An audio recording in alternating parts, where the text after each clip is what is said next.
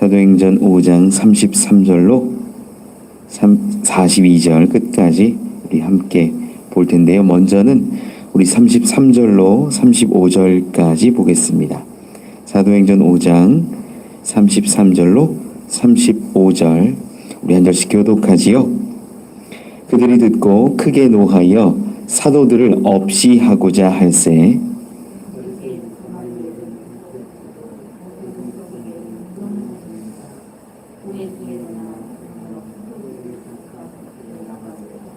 함께 읽지요. 말하되 이스라엘 사람들아 너희가 이 사람들에게 대하여 어떻게 하려는지 조심하라.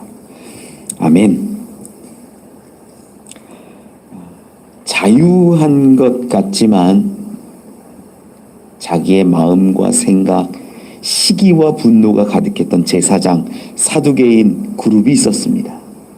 저들은 성전을 지켜야 함에도 불구하고 성전에서 하나님과 교제하는 것보다는 어떤 재판을 준비하고 사람을 모으고 이런 일에 집중했지요.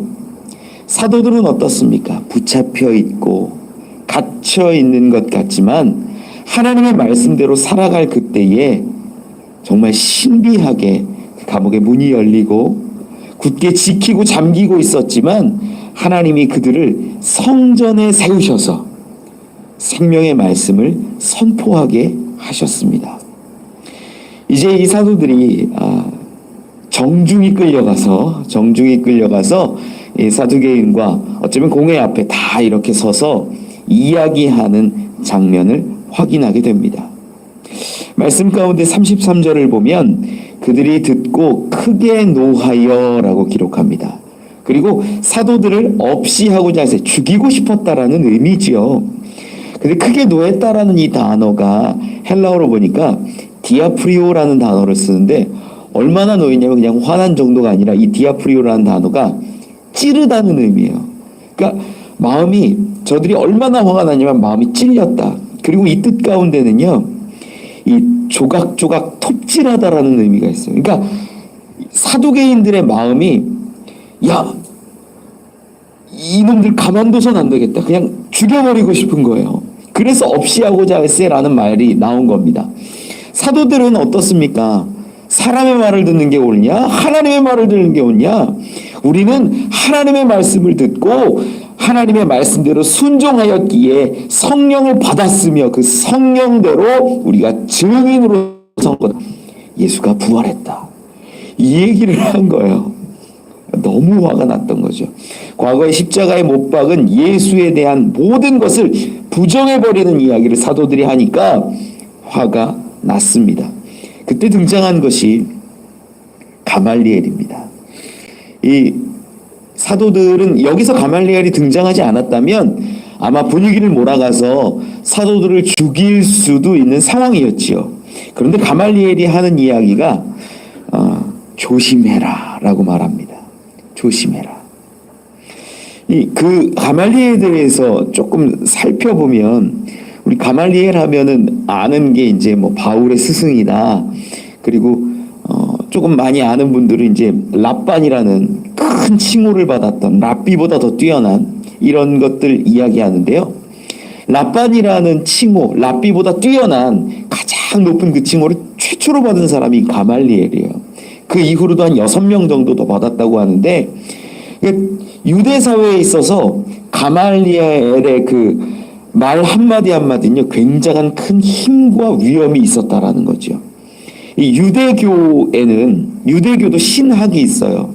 신학이 있는데 그 신학이 크게는 두 가지의 학파로 구분이 됩니다. 하나가 힐렐 학파라는 거예요. 이 힐렐 학파가 굉장히 세력도 크고 정통적인 학파라고 이렇게 인정받았죠. 그리고 샴마이 학파라는 게 있어요. 이 두 학파가 유대교 전체 신학의 큰 축을 이루고 있습니다. 그런데 이 가말리엘은 힐렐 학파예요. 근데 힐렐 학파인데 이 학파 이름이 힐렐이 누구냐면 가말리엘의 할아버지인 거예요. 그렇게 이제 많은 이제 역사학자들이 정석적으로 보는 견해가 그래요. 가말리엘의 할아버지가 힐렐인데 그로부터 유대교 모든 경전과 율법과 역사 이런 걸 극대성한 분이 힐렐이에요. 그러니까 그의 손자가 가말리엘이니 얼마나 그 교육이나 여러 가지 것들이 정통적으로 배웠고 훈련 받았겠냐라는 거죠. 이 가말리엘이 나중에 죽었을 때 이제 그 유대 사회 가운데 돌았던 이야기가 이런 이야기가 있어요. 토라의 영광이 끊어졌고 순결과 거룩이 사라졌다. 한 사람이 가말리엘이라는 사람이 죽었는데 토라의 영광이 끊어졌다. 토라를 가르치고 뭐 해석하고 이런 데 있어서 어마어마한 권위와 능력이 있었음을 보여주긴 단적인 표현들이죠. 그는 나중에 문헌들에 의해서 보니까 이 가말리엘이 이 산헤드린 공회의 의장을 대행하는 역할까지 맡았다라고 기록합니다. 그리고 어떤 기록에는 나중에 그 가말리엘의 말년에 예수 그리스도를 믿고 영접했다라는 기록도 있어요. 그런데 좀 불분명한 기록이기에 그건 논란이 좀 많이 있습니다. 가말리엘이라는 사람 정말 대단한 사람이고 학문적으로는 어느 것 하나 부족함이 없는 위대한 사람이라는 거죠. 그러다 보니까 34절에도 기록하기를 가말리엘은 율법교사로 모든 백성에게 존경을 받는 자라. 공회 중에 일어나 명하여 사도들을 잠깐 밖에 나가게 하고, 거기에 공회에 의장도 있고 대제사장도 있고 수많은 사두개인들이 있지만 그 가운데에서 이야기를 하는데 이야기가 먹힐 수 있는 사람이라는 거예요. 권위도 있고 능력도 있고 모든 사람의 존경을 받고 또한 그대로 살아가는 사람 중에 하나가 바리새인 율법교사 가말리엘이었다는 거죠. 그러니 사도를 잠깐 밖에 나가게 하는 이런 것도 아무도 제지하지 않습니다. 가말리엘이 하는데 나가서 이 공회 사람들한테만 이야기하는 거예요. 공회 사람들에게만 하는 이야기가 이스라엘 사람들아 너희가 이 사람들에 대하여 어떻게 하려는지 조심하라. 조심하라는 거예요. 그 예를 드는 게 이제 36절, 37절 말씀이거든요. 이 부분 같이 한번 읽어보죠. 시작. 이전에 드다가 일어나 스스로 선전하매 사람이 약 400명이나 따르더니 그가 죽임을 당하매 따르던 모든 사람들이 흩어져 없어졌고 그 후로 호적할 때 갈릴리의 유다가 일어나 백성을 꾀어 따르게 하다가 그도 망한즉 따르던 모든 사람들이 흩어졌느니라. 드다라는 사람과 유다라는 사람의 예를 들기 시작합니다. 드다라는 사람은 요세푸스의 기록을 좀 보니까 자기가 스스로 이스라엘의 정치적인 어떤 메시아처럼 정치적으로 구원할 자임을 막 선전하고 다녔대요. 그러면서 이적과 표적 같은 것들도 좀 보였나 봐요. 그래서 많은 사람이 따랐다고 합니다. 핵심적으로 따르는 사람들이 400명이나 될 정도로 꽤 큰 무리를 이루었었는데 이걸 정말로 싫어하는 게 누구냐면 로마예요. 로마는요 웬만한 것들 법도 다 그들에게 맞춰주고 문화도 인정해주고 전통도 무시하지 않습니다. 유대교 안에서 뭐 산헤드린 공회가 열리는 것, 하나님의 이름 신성모독을 하면 죽일 수 있는 권세까지도 암묵적으로 허용한 것들을 보면 로마는요 웬만한 것들을 다 허락했어요. 그런데 로마가 가장 싫어하고 민감하게 반응하는 것들이 어떤 거냐면 밀란이에요. 밀란은 너무나 싫어했다라는 거죠. 그래서 이 드가라는 사람이 일어나는 것을 보고 로마 황제가 그 당시 총독이었던 파두스까지 보내요. 진압하러. 400명을 진압하려고 총독까지 보내가지고 완전히 없애버리려고 한 거죠. 그때 잡아가지고 드가를 참수형을 처했다고 합니다. 참수형을 처하고 나니까 그 400명이 어떻게 됐냐? 안 보이듯 그냥 사라졌다는 거. 그리고 유다라는 사람도 등장하는데 이 유다라는 사람은 어떤 사람이냐면 로마에 세금 내지 마라. 세금 내는 건 겁쟁이들이다. 우리는 하나님의 백성이고 이스라엘인데 왜 로마를 그렇게 두려워하고 로마에게 이렇게 굽신굽신하고 세금 바치냐. 표현은 되게 멋있기는 한데 그러면서 자기가 전쟁을 일으킬 것처럼 이렇게 했다는 거죠. 그도 그 민족의 입장에서 보면 약간 독립투사 같은 느낌도 살짝 있을 거예요. 그렇게 유다가 일어나서 또한 사람들을 꿰어내고 독립적인 일들을 하려고 했을 그때에 또 유다도 망하게 됩니다. 죽게 돼요. 그러자 그 모든 사람들이 흩어졌다라는 거죠. 이 이야기는요, 지금 가말리엘이 하고 있는 이야기인데 이 예를 가지고 뭘 설명하려는 건지 우리가 생각을 해야 돼요. 지금 예수님이 어떻게 됐어요? 얼마 전에? 한 5, 60일 전에 어떻게 됐어요? 죽었잖아요. 죽었기 때문에 더 이상 이 일이 번질 일이 없다라는 거예요. 이렇게 얘기를 하는 거예요. 그런데 실상은 더 커지고 있거든요. 더 커지고 있는데 가말리엘은 예수라는 자가 죽었어도 만약에 사람이 한 일들이라면 이것들이 다 없어질 거다. 그런데 하나님이 하신 거라면 이걸 가지고 이야기를 이어가는 거죠. 이 부분이 이제 38절 이하에 나옵니다. 38절 39절을 같이 한번 읽어보죠. 시작. 이제 내가 너희에게 말하노니 이 사람들을 상관하지 말고 버려두라. 이 사상과 이 소행이 사람으로부터 났으면 무너질 것이요 만일 하나님께로부터 났으면 너희가 그들을 무너뜨릴 수 없겠고 도리어 하나님을 대적하는 자가 될까 하노라 하니. 아멘. 예수라는 자가 지금 죽었는데, 가말리엘의 입장이에요. 죽었는데 시간이 지나면 이들은 사람으로부터 시작된 것이라면 자연스럽게 없어질 거다. 그게 수많은 사례 가운데, 역사 가운데 증명되지 않았냐. 사람이 행한 것이라면. 그런데 지금 가말리엘은요, 바리새인이잖아요. 바리새인 율법교사라고 성경에 기록하잖아요. 바리새인들은 기본적으로 부활에 대해서 굉장히 긍정적이에요.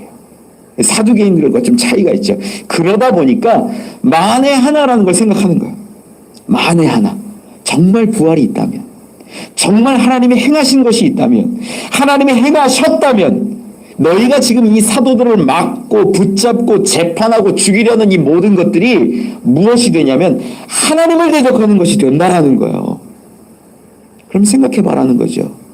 사람이 했다면 무너질 것이요. 불보듯 뻔하지 않냐. 지금 우두머리가 죽었는데 시간이 지나면 그거 사라지는 거 당연하다.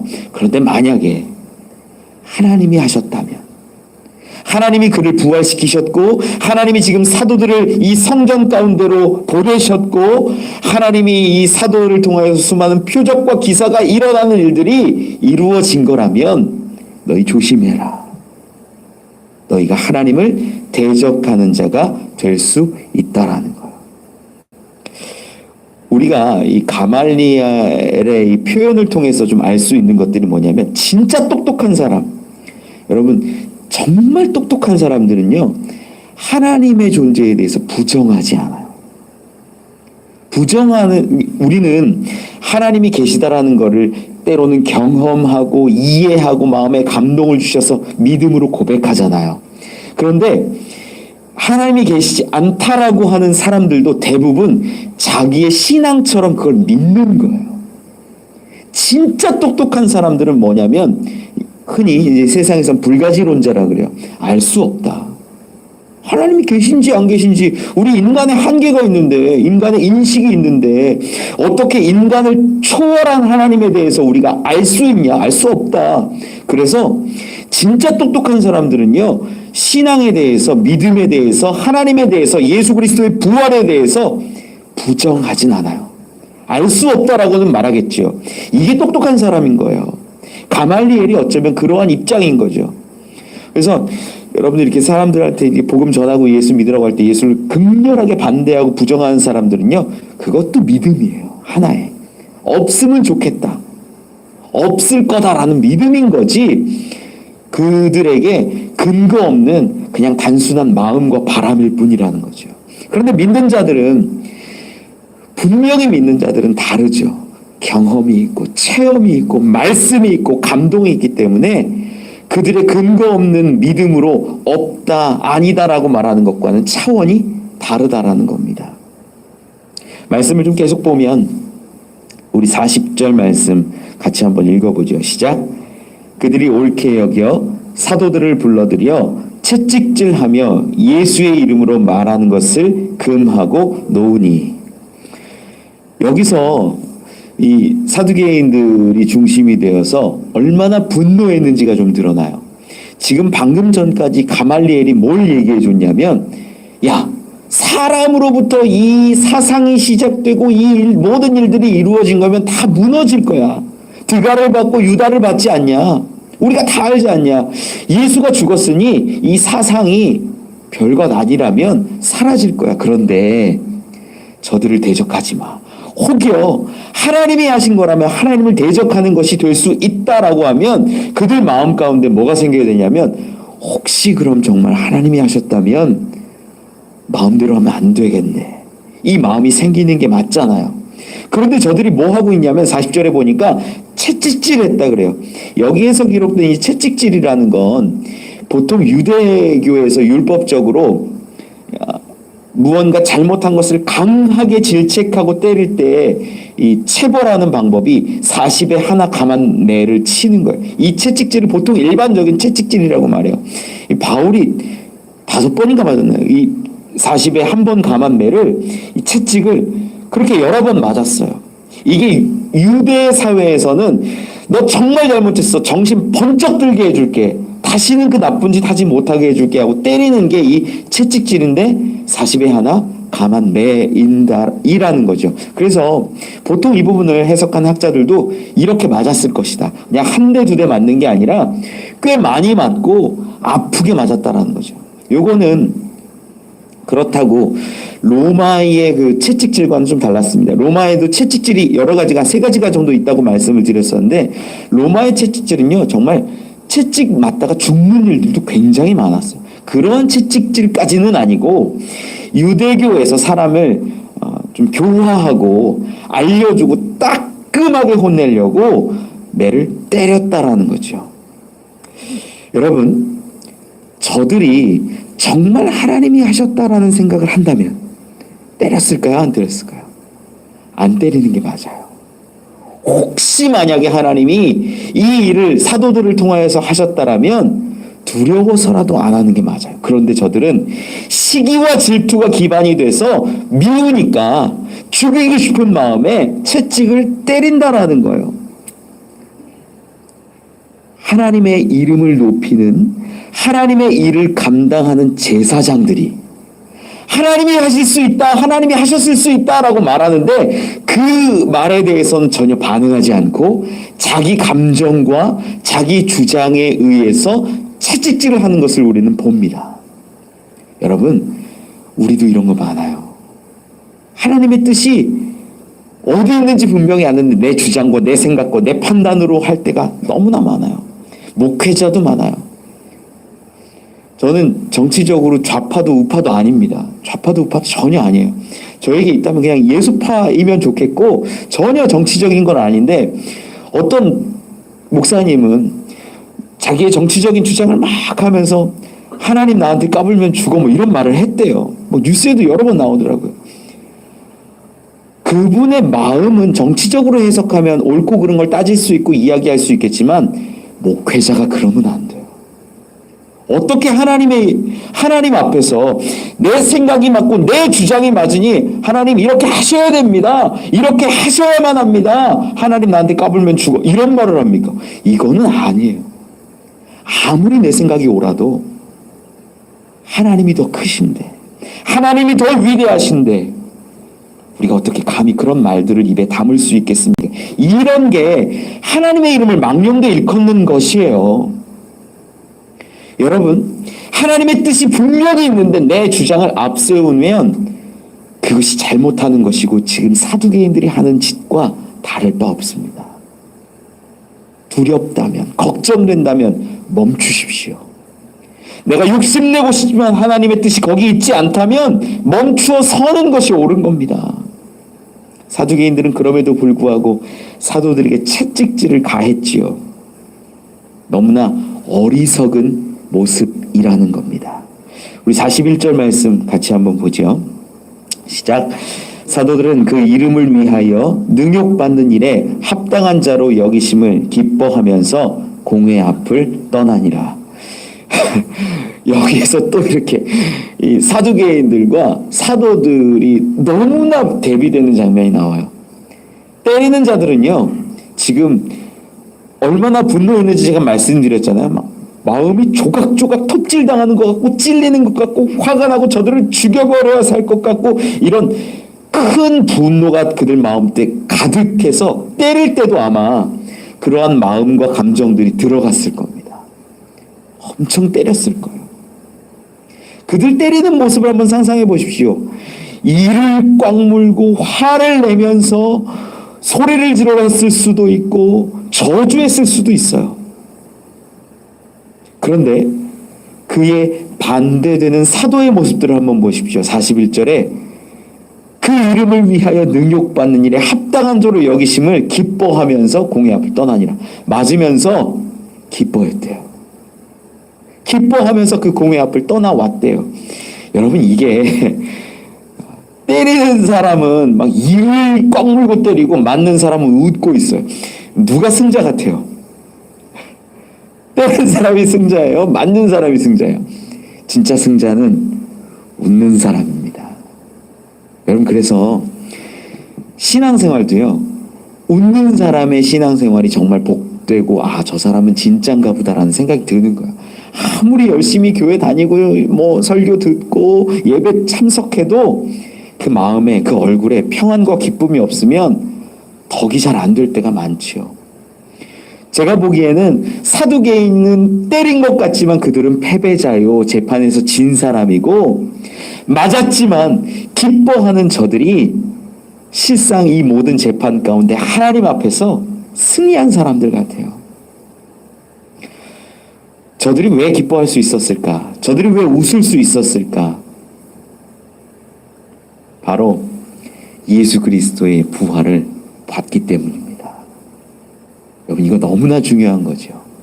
성령을 받아서 담대함도 얻었고 말할 수 있는 지혜도 얻었고 다양한 일들이 있었지만 이것을 변치 않게 만들어줄 수 있는 힘과 능력이 뭐냐면 부활하신 예수님을 만난 거예요. 그리고 그 부활하신 예수님께 들은 것이고 승천하는 것을 본 것이에요. 그러면 내가 지금 이 땅에서 사는 것이 다가 아니라는 걸 알아요. 이 세상에서 부귀영화를 누려봤자 100년 아닙니까? 내가 정말 최고로 잘 살고 권세를 누려도 100년 아닙니까? 그런데 그 죽음 이후에 또 다른 생명이 있고 삶이 있고 또 다른 나라가 있다는 것을 알면, 그것을 보고 나면 어떻게 되겠냐라는 거예요. 지금 맞는 게 아니에요. 아마 저들은 그 채찍을 맞으면서 예수님을 떠올렸을 거예요. 그 이름을 위하여 능욕받는 일. 아마 예수님이 채찍 맞았던 것, 그 모습들을 기억하면서 그래, 우리가 견디자, 우리가 감당하자, 주님도 걸어가시지 않았느냐, 주님을 위하여 우리도 함께 가자, 아마 기뻐하고 찬송했을 수도 있지요. 신앙은 이런 겁니다. 이 세상에 살아가는 날들 가운데 보이지 않고 수렁에 빠진 것 같고 아무것도 할 수 없는 그러한 상황 가운데 그 모든 것을 뛰어넘는 부활과 영생을 바라보는 것입니다. 이게 진짜 신앙이라는 거예요. 그러면 채찍질도 이겨낼 수 있어요. 우리가 살아가는데 다 그렇습니다. 쉽지 않습니다. 이 세상 삶이 정말 고단합니다. 하지만 여러분, 그 뒤에 있는 부활을 바라보시고 생명을 바라보시고 하나님의 나라를 바라보시기를 원합니다. 그러자 42절 같이 마지막으로 읽지요. 시작.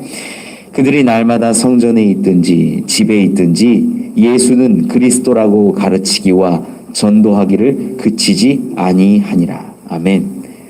성전에서 복음을 또 전하면 사두개인들에게 어떤 반응을 볼 수 있을까요? 또 잡아가서 또 죽일 수도 있어요. 그런데 저들은 그걸 개의치 않죠. 사도들은 야, 성전은 피하자 이러지 않았어요.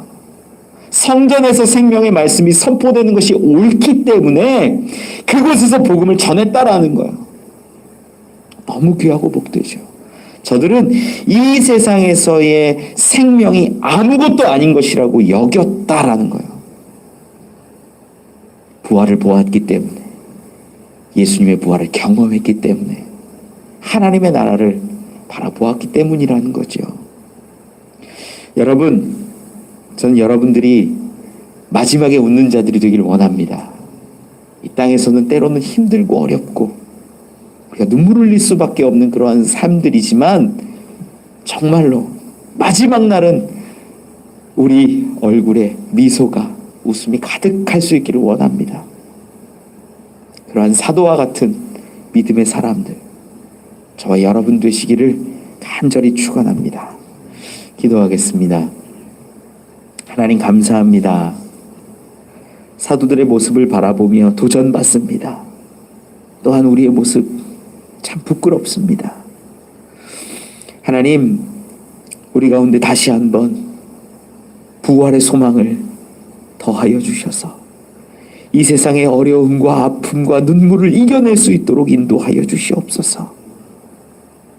주님이 부활하셨고 우리를 위하여 살아나심을 위해 인하여 우리가 함께 기뻐하게 하시고 이 세상의 수많은 곳에서 복음을 증거할 수 있는 주의 제자들, 자녀들 되게 하여 주옵소서. 주님께서 함께 하시고 돌보시기를 원합니다. 말씀에 순종하여 성령과 함께 증인의 삶을 살게 하여 주시옵소서. 감사합니다. 예수님 이름으로 기도합니다. 기도문합니다. 하늘에 계신 우리 아버지여, 이름이 거룩히 여김을 받으시오며 나라가 임하옵시며 뜻이 하늘에서 이루어진 것 같이 땅에서도 이루어지이다.